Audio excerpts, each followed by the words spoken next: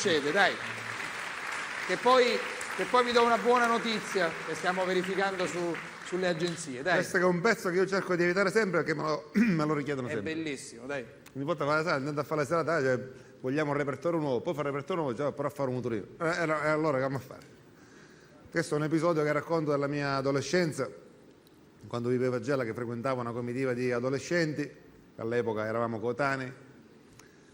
A quell'età, così 15-16 anni, ci si comincia a spostare, ad allargare gli orizzonti, quindi questi amici miei nel giro di qualche settimana, un mese, chi prima e chi dopo hanno comprato tutti quanti il mitico motorino. Cioè, si comincia ad andare in giro.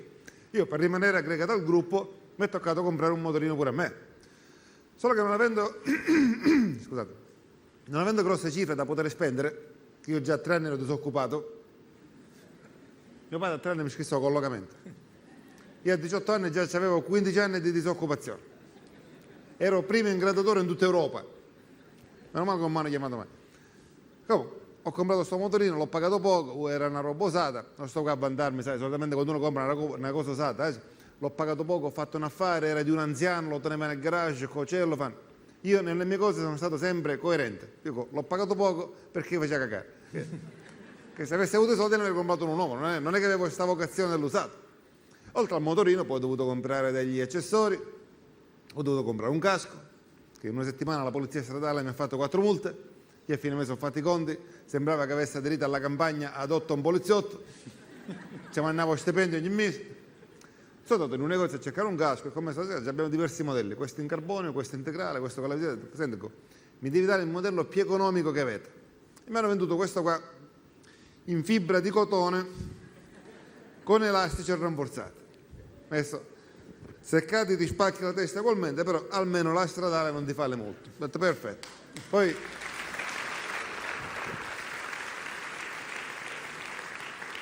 mi avanzavano 2.000 lire, ho preso pure gli occhiali coordinati.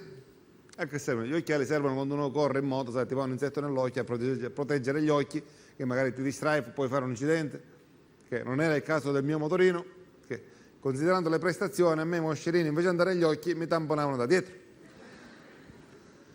La mattina cercavo di metterlo in moto sto motorino, però considerando l'età e le condizioni, più che metterlo in moto era una forma di rianimazione. Solitamente andava così.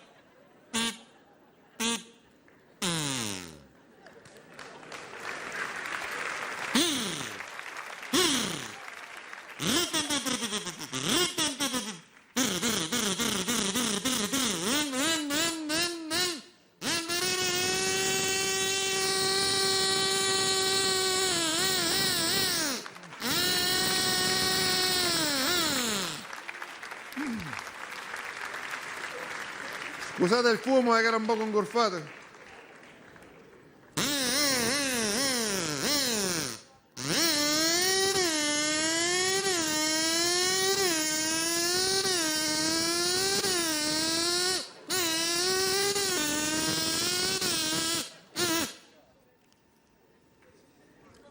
C'aveva un motorino 38 marce. Era una fatica bestiale perché 38 marce prima a salire poi a scendere, c'era la gamba sinistra che era il doppio alla destra. Meno di 1 chilometro conveniva andare a piedi. Però ogni volta che mi dicevano 38 marce, quanto corre, quanto fa, dico, fa cagare. Ho scritto nel serbatoio, questo motorino fa cagare così, mettiamo le cose in chiaro, specialmente in salita. Che quando incontravo una salita andava così.